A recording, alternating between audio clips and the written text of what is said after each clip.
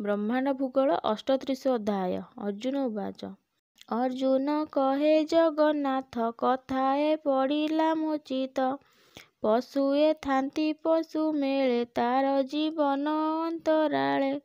ଧରି ଭକ୍ଷନ୍ତି ତାର ମାଂସ କେବଳ ଅସ୍ଥି ରହେ ଶେଷ। ସେହୁ କେମନ୍ତ ହିଂସା କଲା ଏକଥା ସଂଶୟ ଲାଗିଲା। ଶ୍ରୀ ଭଗବାନ ଉବାଚ।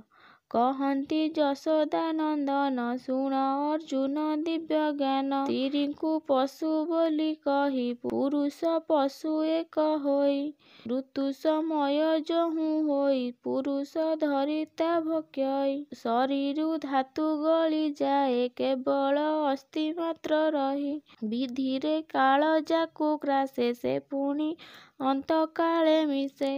କହଇ ବଳରାମ ଦାସ ସୁଜନେ ଏହା ଜ୍ଞାନ ଘୋଷ।